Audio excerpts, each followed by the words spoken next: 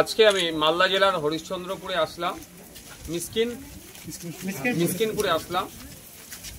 September মাসের 6 তারিখে এলাকার এক ছেলে বছর 42-এর মতিভাইকে তার রাজস্থানে তাকে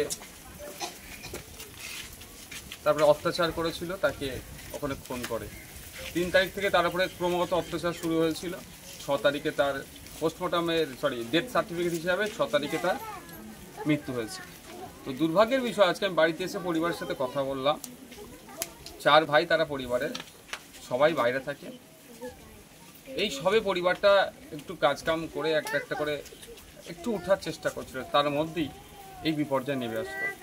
মতি ভাইয়ের 2টো বাচ্চা আছে, একজন 4 বছর বয়স, একজনের 6 বছর বয়স।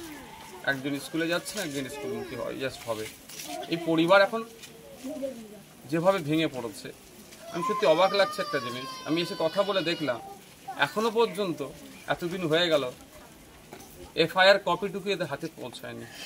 নিশ্চিতভাবে এরা এত কিছু বোঝে না, কিন্তু আমরা যারা দায়িত্বশীলতার পরিচয় দিই, আমরা যারা লেবার দপ্তর চালাচ্ছি, নতুন পরিযায়ী বোর্ড করলাম, তাদের ভূমিকা নিয়ে আমার প্রশ্ন থেকে যাচ্ছে। আমি তাদের কাছে জানতে চাইছি পোস্টমর্টম রিপোর্টটা কোথায়? কজ অফ ডেথ যে সার্টিফিকেট, আমি যে ডেথ সার্টিফিকেটটা দেখলাম সেখানেও ভুল আছে। এই সংশোধন করে দেওয়ার দায়িত্বটা কাদের? এরা তো দিন আনে দিন খায়, এরা কি বুঝবে? সার্টিফিকেটটা তো হাতে পেয়ে গেছে ঠিক কথা, কিন্তু এগুলো তো দেখভালের দায়িত্ব আমাদের পরিযায়ী কল্যাণ পরিষদ বোর্ড হয়ে গেল, শ্রম দপ্তর কি করছে? তাদের দায়িত্ব তো এগুলো ঠিক করে দেওয়া। এনার স্ত্রী আছে, মতি ভাইয়ের স্ত্রী আছে, ডেথ সার্টিফিকেটে দেখছি স্ত্রীর জায়গায় নীল করা আছে, না করা আছে। এই ডেথ সার্টিফিকেটটা ভবিষ্যতে এনার স্ত্রী আর কি কোনো কাজে লাগাতে পারবে? কি কারণে মারা গিয়েছে সেখানে উল্লেখ নাই। মানে এইগুলো যে গ্যাপগুলো আছে, এগুলো পূরণ করার দায়িত্ব যাদের, তারা কেন এগিয়ে আসছে না? গ্রামের মানুষ শহরে গিয়ে কাজ করে রুজি রুটি জীবিকা ধারণ করছিল।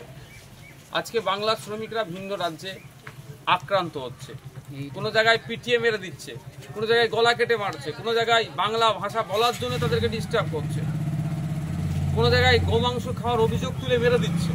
এইগুলো খুব বন্ধ হওয়া দরকার। আমি আশা করবো আমার রাজ্য সরকারের কাছে, লেবার দপ্তরের কাছে, ভিন্ন রাজ্যের রাজ্য সরকারদের সাথে কথা বলে এগুলো সমাধান করবে। আর আমাদের এই মতি ভাইয়ের কেসটা রাজ্য সরকার টেক ওভার করবে, এফআইআর থেকে শুরু করে, পোস্টমর্টম রিপোর্ট থেকে শুরু করে, এবং এই মামলা আমি আজকে বলে গিয়েছি এখানে, প্রয়োজনে মতি ভাইদের পরিবার যদি চাই আমি মামলাটা দেখব, এবং 2 যে বাচ্চা আছে, বাচ্চার পড়াশোনার দায়িত্ব আমি নেব, সেটা আশ্বস্ত করে গেছি। কারণ আমি আশা রাখি আমাদের ভাইজান পিরজাদা আব্বাস সিদ্দিকী ভাইয়ের সাথে কথা বলেছি, উনি আমাকে আশ্বস্ত করেছেন, সেটা বলেছি। কিন্তু আমি আশা করবো এটাই, আমাদের রাজ্য সরকার এই মামলাটা দেখবে। এই মামলা লড়তে যা উকিলের প্রয়োজন হবে, যেখানে আইনি যে সহায়তা লাগবে, মতি ভাইয়ের পাশে দাঁড়িয়ে আমাদের রাজ্য সরকার সম্পূর্ণরূপে সহযোগিতা করবে। আর আগামী দিনে আমার মতি ভাইদের মতো কারো না ওই অত্যাচারের হয়ে খুন হয়ে বাড়ি ফিরে, তারও দিকটা লক্ষ্য রাখবে।